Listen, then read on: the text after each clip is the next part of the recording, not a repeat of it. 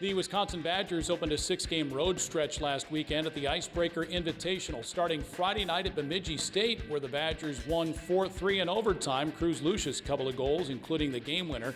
And then Saturday for the Icebreaker Championship, Engelstad Arena in Grand Forks, North Dakota. Badger fans know all about that place. North Dakota was good, beat Wisconsin 2-0. So the Badgers are 3-1 and back on the road this weekend. I'm Brian Posick, and head coach Mike Hastings joins us next on the Badger Hockey Digest.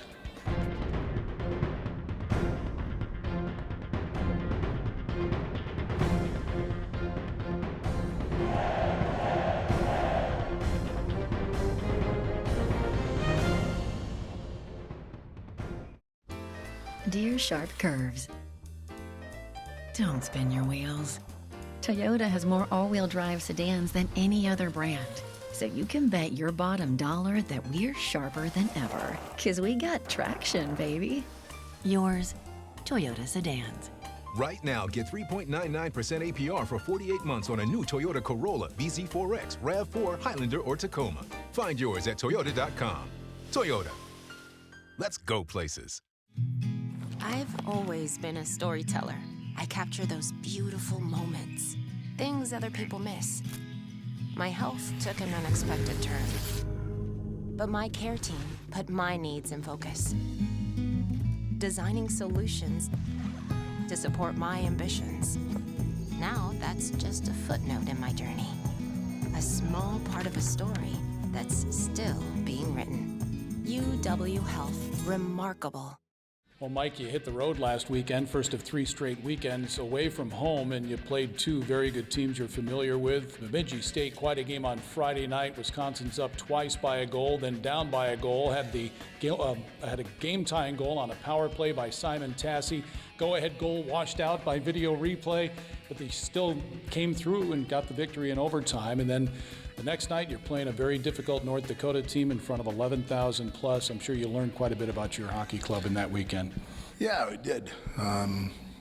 First of all, we found we can win on the road, which I think with a young club, it's important to try and, message the right way, and for us to be able to stick with it and play from behind and still win a hockey game, I think is a real plus. Second thing, I really liked our overall play.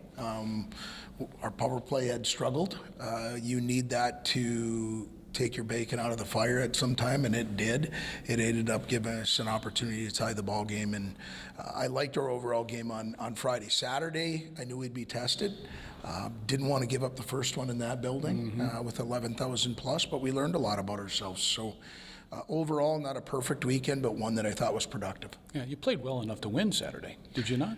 Yeah, I think we did. We had some good looks, made a couple of mistakes that maybe haven't ended up in the back of our net over the first, really the first weekend.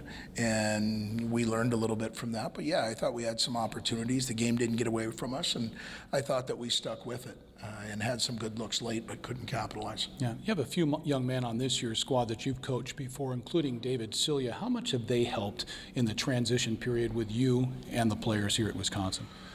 Well, selfishly, a lot on my side, just because there's a comfort where we've been in battle with and have seen them be up against adversity and how they've reacted to it. How is it when you push them a little bit outside their comfort zone? Those 3 guys are guys that we've relied upon previously in a lot of different situations, so there's a comfort there.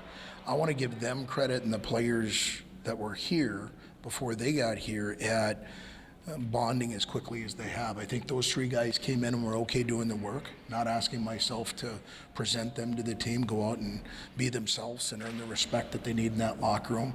And then the guys that were here, the Verlickis, the D. St. Fowles, Owen Lindmark, they put their arms around those guys right away and made sure that they knew they were Badgers. All right. Well, let's take 2 minutes with senior forward David Silye. Yeah, kind of starting a new chapter here, like you said. Started off my career at Clarkson, and things didn't work out, and obviously transferred to Mankato. I ended up succeeding under that system, and once Hasty left, it was kind of a decision I had to make too, and something I wanted to do and follow him. I think he's a great coach and a great leader, and has a winning mentality, and that's something that I want to be a part of. And You didn't have to convince me much with all the facilities and the great town of Madison, so I'm super happy. Yeah, it's a little bit different for sure. Yeah, your freshman year at Clarkson, I don't think you scored a goal. Your first year at Mankato, I think you put up 8. And then you had 23 last year to lead the CCHA, the forward of the year in the conference. So how did you elevate your numbers like that over the last 3 years? Yeah, just kind of paying your dues, take your time. The first 2 years, I played with a lot of great people, a lot of great teammates where I learned a lot of things. My first year in Mankato, played with Nathan Smith, and they put up 50. They led the NCAA, so I learned quite a few things from them. And just being around good people and really paying my dues and just paying attention and learning. And last year was kind of just, everything kind of seemed to click. Rebounds were popping my way. Things just seemed going in one of those years, so took advantage of it as best I could. And it sounds like you're in good hands with your head coach and staff, Mike Hastings and Todd Connaught and Nick Oliver and Kevin Murdoch. You've known Hastings, Hasty they call him, for quite some time. Tell us what it's like playing for Coach Hastings. It's demanding, but you grow not only as a hockey player but as a man. He holds you accountable, and in turn you learn how to hold each other accountable. And what makes it fun is doing it together, pushing each other and really relying on each other, which in turn, you build friendships, you build relationships with guys that last beyond just this year. And I think what was most important to me, that kind of all that just, cultivates a winning mentality in everything you do. And so it's demanding. There's going to be some hard days, some dog days, especially come November, December. But, as long as we're in it together, it should be a fun year. Yeah, and while there's been a major turnover in the coaching staff, same with the roster too. So what can fans expect from this year's squad? We're a talented bunch. There's no lack of talent, that's for sure. So it's going to be exciting hockey. We're gonna be hard to score on, but I think we're going to be able to find the back of the net. So fans should be excited. Something big is happening. Introducing Hy-Vee Perks.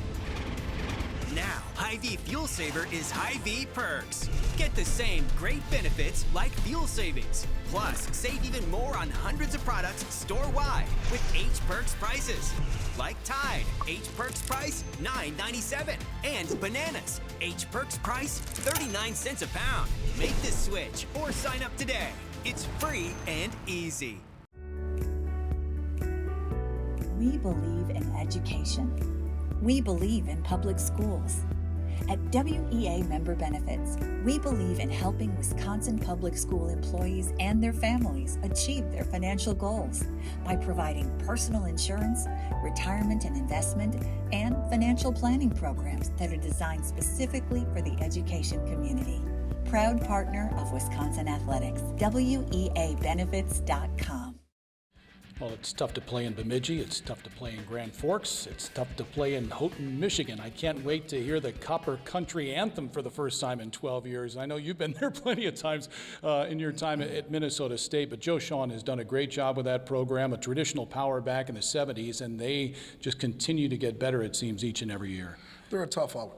They're veteran laden. They've got an All-American goaltender in Pietila who's back for his 5th year. He's somebody that understands what it takes to win hockey games at the most important time of the year. And then you look at Mosley and Kukkonen and guys that they have that have come back that have already put an imprint on the program offensively. They're going to be their leaders. So the one thing that Joe's done, he's an old goaltending guy, right? And so they always have good goaltending, but they're sound defensively. And anything that you get, you're going to have to earn. The rink is tight. The misfits get in there. The environment is very lively. And so we're going to have to earn anything we get in that building. So how do you go about doing that? Getting off to good starts. On Friday against Bemidji, I thought we had a good start. And we took some of the momentum from that and ended up, even when we got behind, we stayed with it.